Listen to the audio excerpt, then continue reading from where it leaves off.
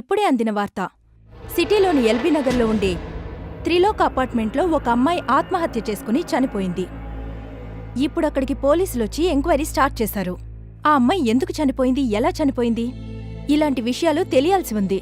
పోలీసులు శవాన్ని పోస్టుమార్టంకి తీసుకువెళ్లారు.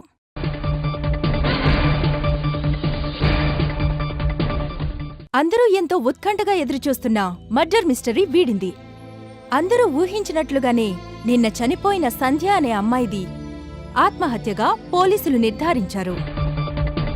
కాని వాళ్ల కుటుంబ సభ్యులు మాత్రం వాళ్ల కూతురు ఆత్మహత్య చేసుకోలేదని, ఎవరో చంపారని అంటున్నారు. ఈ కేసుని ఇన్వెస్టిగేట్ చేస్తున్న దివ్యగారు మాట్లాడుతూ, డాక్టర్లు కూడా సంధ్యది ఆత్మహత్య అని నిర్ధారించారని, పోస్టుమార్టం రిపోర్ట్లో కూడా ఉరివేసుకుని ఆత్మహత్య చేసుకున్నట్టు రిపోర్టొచ్చింది. లేదండి, మా అమ్మాయిది ఆత్మహత్య కాదు. పోలీసులు సరిగా ఇన్వెస్టిగేషన్ చేయలేదు. మా అమ్మాయికి ఆత్మహత్య చేసుకోవాల్సిన అవసరం లేదు. ఆత్మహత్య చేసుకుంది అంటున్నారు కదా, ఎందుకు చనిపోయిందో చెప్తారా? సంధ్య ఎందుకు ఆత్మహత్య చేసుకుంది అనేదానికి సంధ్య రాసిన సూసైడ్ నోట్లో అవన్నీ క్లియర్గా ఉన్నాయి. పోస్టుమార్టం రిపోర్ట్లో కూడా మీ కూతురు ఆత్మహత్య చేసుకుందని తెలుస్తుంది. దానికి మీరేమంటారు?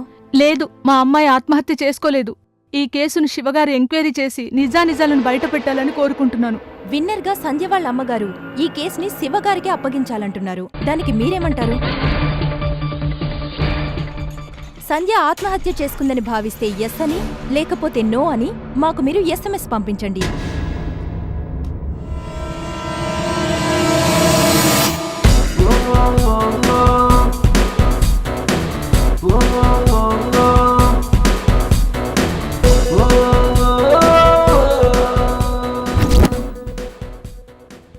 ఇతడే మన hero Shiva, special officer, crime branch. డ్యూటీలో జాయిన్ అయిన 6 సంవత్సరాల్లో 322 కేసులు సాల్వ్ చేశాడు. ఇప్పటివరకు తన మీద 60 సార్లు మర్డర్ అటెంప్ట్ జరిగింది. ఇతను ఏదైనా కేసు టేకప్ చేస్తున్నాడంటే ఆ హంతకుణ్ణి పట్టుకున్నట్టే. దేనికి భయపడ్డు, ఎవ్వరినీ లెక్క చేయడు. చూద్దాం ఇప్పుడు ఈ కేసు ఎలా డీల్ చేస్తాడో. Good morning sir. Good morning. ఎక్కడున్నావు? నేను ఆఫీస్లోనే ఉన్నాను సార్. ఆ సంజయ్ కేసు గురించి వినే ఉంటావు కదా. వాళ్ళ అమ్మ నాన్న ఆ కేసుని నీకు అప్పగించమని అడుగుతున్నారు. అంతేకాదు మీడియా కూడా ఈ కేసులో చాలా హంగామా చేస్తుంది. సో ఈ కేసుని నువ్వే హ్యాండిల్ చేయాలి. Sure sir. ఆ కేస్ డీటెయిల్స్ అవి? ఈ కేసుకు సంబంధించిన డీటెయిల్స్ అన్ని SI రాజు మీ దగ్గరకు తీసుకొస్తాడు. Okay sir. నువ్వే సాల్వ్ చేయాలి. వీలైనంత త్వరగా ఈ కేసుని నేను సాల్వ్ చేస్తాను సార్. సరే అయితే ఉంటాను. All the best. Thank you sir.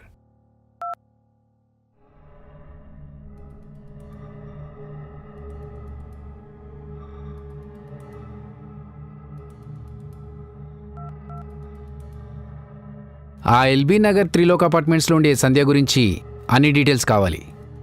Yeah, immediately.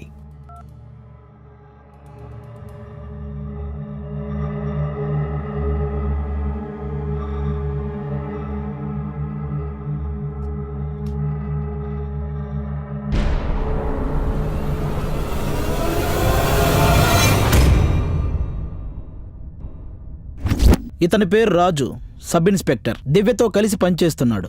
Divya deal చేసే ప్రతి కేసులో ఇతనుంటాడు. దివ్యను ప్రేమిస్తున్నాడు కూడా. దివ్య కోసం SI జాబ్ కూడా తెచ్చుకున్నాడు. ఎప్పుడూ దివ్యతో కలిసి ఉండాలని దివ్య స్టేషన్కి ట్రాన్స్ఫర్ చేయించుకున్నాడు. దివ్యకి ఎలాంటి ప్రాబ్లం రాకుండా చూసుకుంటాడు. సార్, రాజు సార్. ఓ, నువ్వేనా? మీ గురించి నేను చాలా విన్నాను సార్. మీ ప్రతి కేసు నేను స్టడీ చేస్తూనే ఉన్నాను సార్. సార్, పోలీస్ అవ్వాలనుకున్న ప్రతి ఒక్కరూ సబ్జెక్ట్తో పాటు మీ కేసును స్టడీ చేస్తూనే ఉండాలి సార్. అప్పుడే పర్ఫెక్ట్ పోలీస్ ఆఫీసర్ అవుతారు. Thank you sir. ఇకపోతే ఈ కేసు గురించి చెప్పాలంటే, వెయిట్, నేను చెప్పనా? పేరు పర్వతనేని సంధ్య. ఎల్బీ నగర్ త్రిలోక్ అపార్ట్మెంట్స్లో ఫ్లాట్ నంబర్ 11లో ఉంటారు. మదర్ కాలేజ్లో professor, father retired bank employee. అక్క చిన్నప్పుడే చనిపోయింది. తను LKG నుంచి 10th వరకు సెయింట్ మేరీ హై స్కూల్లో చదువుకుంది. Intermediate CV Raman junior college, Vagdevi engineering కాలేజ్లో ఇంజనీరింగ్ కంప్లీట్ చేసింది. ఫైనల్ ఇయర్లో ఉండగా తనకు క్యాంపస్ ఇంటర్వ్యూలో జాబ్ వచ్చింది. కార్పొరేట్ కంపెనీలో 60,000 శాలరీ. కార్తిక్ అనే అబ్బాయిని లవ్ కూడా చేసింది. త్వరలో పెళ్లి కూడా చేసుకుందాం అనుకున్నారు. కానీ ఈలోపే జనవరి 4వ తారీఖు సడన్గా చనిపోయింది. రైట్ సార్, ఇవన్నీ మీకు? రాజు, నేను ఒక కేసు టేకప్ చేయాలనుకుంటే ఆ కేసుకు సంబంధించిన అన్ని డీటెయిల్స్ తెలుసుకున్న తర్వాతే కేసు తీసుకుంటాను. అయితే ఇంకెందుకు సార్ ఆలస్యం? సంధ్యది హత్యో ఆత్మహత్యో చెప్పేయండి సార్, ఓ పని అయిపోతుంది. దానికి ఇంకా టైం ఉంది రాజు. ఆ ఫైల్ ఇలా ఇవ్వు. హ్మ్.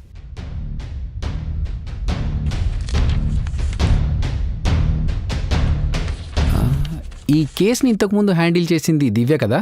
దివ్య కాదు సార్, ఈగో దివ్య. నేను విన్నాను తనకు చాలా ఈగో ఎక్కువని, ఎవరైనా తన ఈగోని హర్ట్ చేస్తే అస్సలు ఊరుకోదు, ఎవ్వరిని వదిలిపెట్టదని. అదేంటయ్యా? అవును సార్, అది మాత్రమే కాదు, ఇప్పటివరకు తను డీల్ చేసిన ఏ కేసులోనూ కూడా ఓడిపోలేదు. ఈ కేసు నుంచి తనని తప్పించారని తెలిసి తన ఈగో బాగా హర్ట్ అయింది. తన దగ్గర ఈగో ఒకటే మైనస్, తను చాలా మంచిది. చాలా కేసులు చాలా ఫాస్ట్గా సాల్వ్ చేసింది. అంతేకాదు చాలామంది అనాథలకు హెల్ప్ కూడా చేసింది. యా, నేను విన్నాను తనకెవ్వరు లేరు, తను ఒక అనాథని, అనాథ పిల్లల కోసం చాలా సర్వీసెస్ చేస్తుంటుందని. సరే, ఇది పక్కన పెట్టు, నీకు దివ్యకేదో లవ్ స్టోరీ కూడా ఉందంట? అదేం లేదు సార్. ఏం పర్లేదు చెప్పోయా. ఈ క్రైమ్ సిచ్యువేషన్స్ గురించి, కేసుల గురించి విని విని చిరాకెత్తింది. నీ లవ్ స్టోరీ గురించి చెప్పు, కాస్త రిలాక్స్గా ఉంటుంది. నాది one side love sir. One side అంటే ఒక్కడే ప్రేమించావు. సరే, ఎప్పుడు చూసావు తన్ని, ఎలా ప్రపోజ్ చేసావు, ఏంటి? నేను ఇంటర్మీడియట్ సెకండ్ ఇయర్లో ఉన్నప్పుడు దివ్య మా కాలేజ్ ఫస్ట్ ఇయర్లో జాయిన్ అయింది. తను చూడగానే నాకు ఏదోలా అనిపించింది. మెల్లగా తనతో ఫ్రెండ్షిప్ ఏర్పడింది. అలా ఒకరోజు కాలేజీలో రోమియో జూలియట్ నాటకం వేయాల్సి వచ్చింది. అప్పుడు అనిపించింది నా రియల్ లైఫ్ జూలియట్ తనేనని. చేసుకుంటే తననే పెళ్లి చేసుకోవాలనుకున్నాను. అది నా లవ్ స్టోరీ సార్. ఇప్పటివరకు ట్రై చేస్తూనే ఉన్నాను. సార్, మీరెవరిని లవ్ చేయలేదు సార్? నేనా? లవ్వా? ఊరుకోవా బాబు, ఎవరైనా వింటే నవ్వుతారు. నాకు చిన్నప్పటి నుంచి లవ్ ఏంటో తెలుసా? Police department. ఎప్పటికైనా స్పెషల్ బ్రాంచ్లో జాయిన్ అవ్వాలి, ఈ క్రైమ్ బ్రాంచ్లో పోస్ట్ కొట్టాలనేది నాకెప్పటి నుంచో ఉన్న డ్రీమ్ అనే కంటే పిచ్చి అనొచ్చు. నాకు పోలీస్ డిపార్ట్మెంట్ అంటే ఎంత ఇష్టం, ఎంత పిచ్చి అంటే మామూలుగా అందరు సుప్రభాతంతో లేస్తే నేను పోలీస్ పాటలతో లేచేవాడిని. నేను చూసిన సినిమాలు కూడా పోలీస్ సినిమాలే, మిగతా ఏ సినిమాలు చూడలేదు. ఇక లవ్ విషయం అంటావా? లవ్ విషయం పక్కన పెట్టు, నాకు సైట్ కొట్టడం కూడా రాదు. ఇంట్లోనేమో పెళ్లి చేసుకోమని పోరు. సరే, ఆ లవ్ స్టోరీ గురించి పక్కన పెట్టి ఒకసారి దివ్యకు ఫోన్ చేసి నేను రమ్మన్నా అని చెప్పు. అది దివ్య 2 days నుంచి లీవ్లో ఉంది. నా ఫోన్ కూడా లిఫ్ట్ చేయడం లేదు, ఇంట్లో కూడా లేదు. ఈ కేసు మీకు అప్పగించారని తెలిసి చాలా డిసప్పాయింట్ అయింది. నేను మళ్ళీ ఒకసారి ట్రై చేస్తా. యా, అండ్ అలాగే సంధ్య చనిపోయిన రోజు ఎవరితో ఫోన్ మాట్లాడిందో అన్ని కాల్ రికార్డ్స్ కూడా తెప్పించు. Okay sir. యా.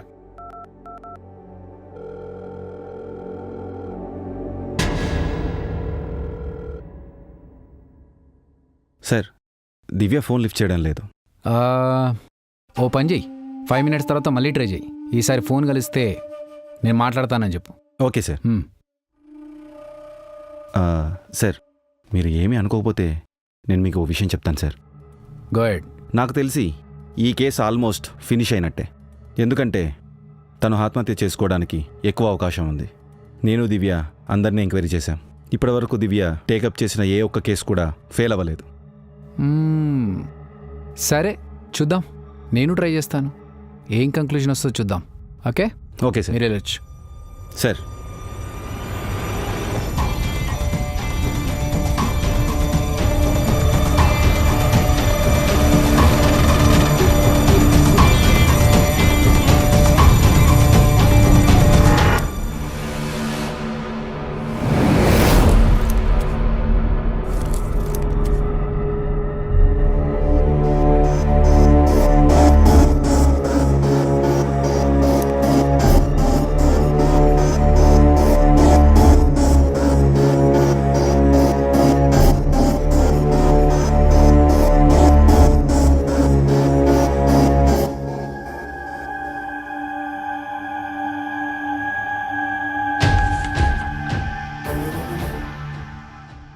అమ్మా నాన్న, దయచేసి నన్ను క్షమించండి. ఈ జీవితం మీద విరక్తి కలిగింది, అందుకే ఆత్మహత్య చేసుకుంటున్నాను. ఈ వయసులో మిమ్మల్ని చాలా బాధ పెడుతున్నాను. నాకు చావడం తప్ప మరో మార్గం లేదు.